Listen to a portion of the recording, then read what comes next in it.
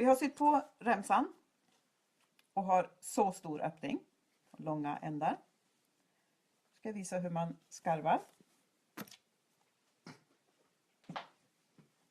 Jag låg här nyss. Här har jag klippt av en bit av remsan som visar hur bred den är. Så lägger jag den på den.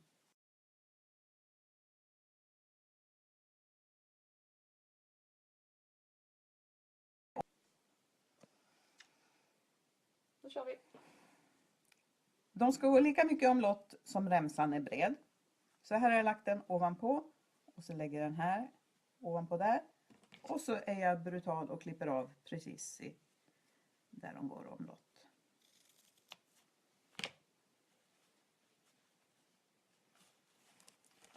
Sen är jag vanemänniska så jag måste alltid göra det här åt samma håll. Då vänder jag på den. Det är det här som är lite trickiga. Det gäller att komma ihåg och göra allt åt lika varje gång. Viker upp ena remsan. Viker upp den andra remsan. Och lägger dem på varandra så här. Och nu ska jag sy en söm. Ja, det är pilligt.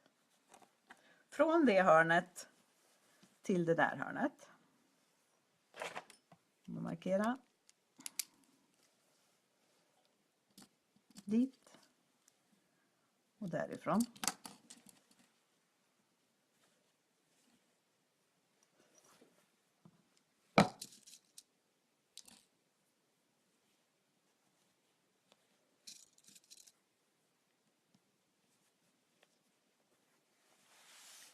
Jag brukar ju vara så petig att jag gärna markerar med streck också.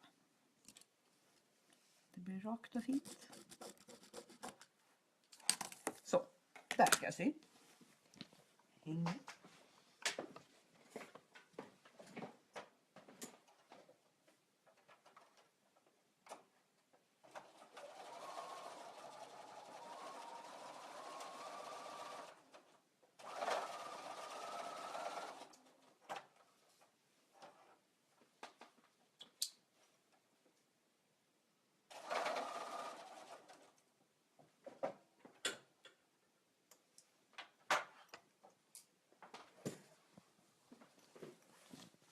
Sömmen. Så klipper jag förstås bort det som är utanför.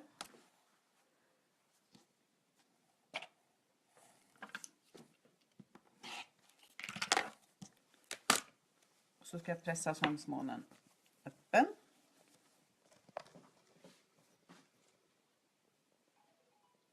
Det blir mindre tjockt om man pressar isär. Pressar du åt en sida så blir det väldigt tjockt där det ska skarvas. Stryker till och ser att längden stämmer. Och det gjorde den. Sätter jag på klämmer bara för att den ska hålla fast.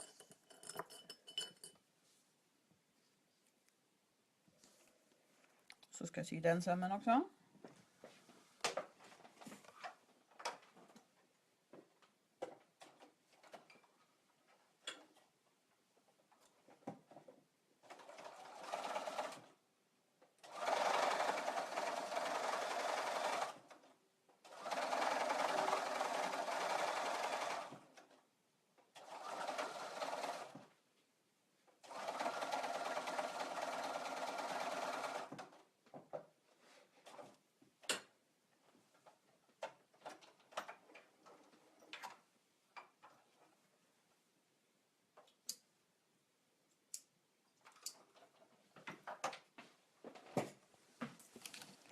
Klart, skarven klar.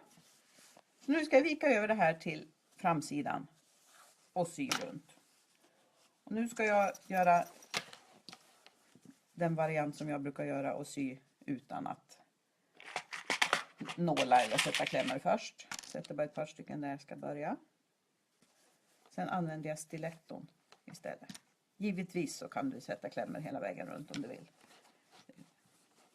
Det funkar förstås alldeles utmärkt.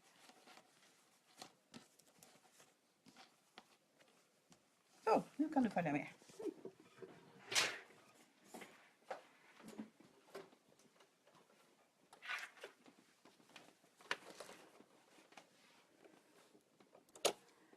Nu ska vi sy in till kanten. Jag försöker styra efter den kanten på min pressarfot. Så täcker det sömmen precis.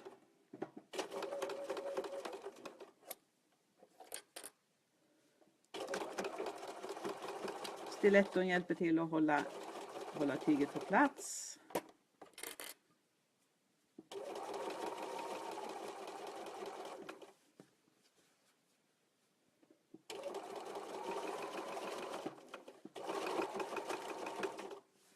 Och nu när jag kommer bort till hörnet här.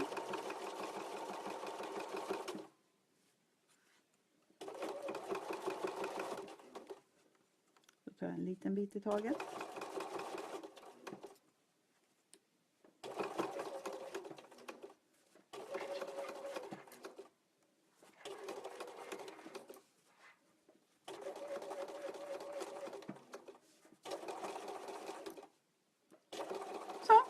Så fortsätter jag hela vägen runt. Ska vi titta hur det blir. Det är ju snyggt på framsidan. Baksidan är lite mer spännande. Så det här ska man inte göra om man är för känslig på resultatet. För här kommer ju sömmen innanför där, men den syns ju knappt. Och där kommer den uppe på. Och är man jättenoga då gör man ju åt andra hållet och syr fast kanten för hand istället. Men på den här tycker jag det funkar bra att göra så. Då ska jag bara passa på att visa sista steget också. Nästan alla Bajanis mönster så har hon såna här snoddar på dragkedjorna. Hon kallar dem för zipper pulls. För att underlätta. Jag tycker kläppen är så stor ändå så man behöver inte, men om man vill. Och då gör man så här. Jag har en remsa som är 1 inch bred. Och så har jag stoppat in den i en sån bias tape maker. Det här är storlek 12 mm. Stoppa igenom den där och där har jag fäst med nålar så att den ska ligga kvar. Och så stryker jag samtidigt som jag drar den här igenom.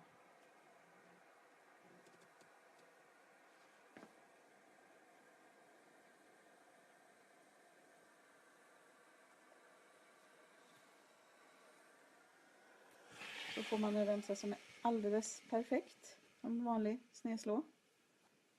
Och så viker man den dubbel.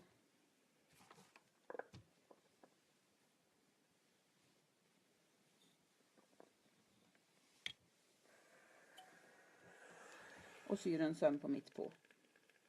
Mitt på, du behöver inte tänka att du ska ut i kanten utan mitt på. Så blir det en sån snodd som du kan ha om du vill. Så hoppas jag att du ska bli nöjd med din stash and dash. Fylla den med läckra saker och kanske göra fler och ge bort som present. Allting finns i min webbshop quiltpassion.se. Välkommen!